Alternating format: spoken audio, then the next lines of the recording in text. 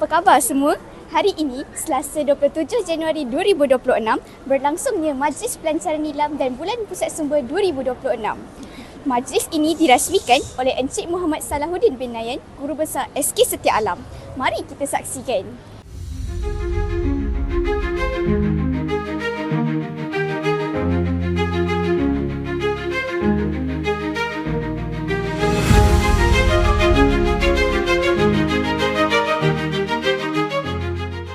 Buku apa yang awak paling suka setakat ni dan kenapa?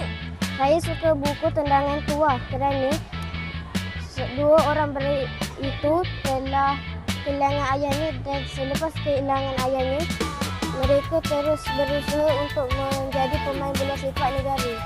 Terima kasih. Buku apa yang paling awak suka dan kenapa?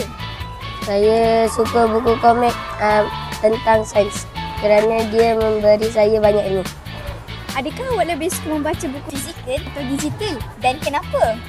Saya memilih buku fizikal kerana bila kita membaca buku fizikal, kita boleh merasanya dan juga kita boleh memahaminya dengan lebih mendalam. Saya lebih menyukai buku digital kerana gambarnya yang menarik dan mudah dibaca.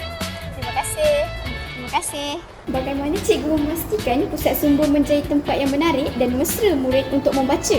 Okey, pertama sekali cikgu akan pastikan suasana di pusat sumber ni suasana yang kondusif dan selesa, di mana akan memberi mood membaca yang baik kepada murid-murid yang datang ke pusat sumber sekolah.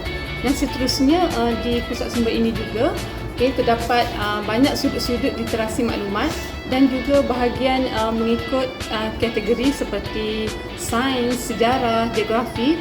Jadi murid-murid boleh datang dan memilih bahan bacaan yang mereka minat untuk baca.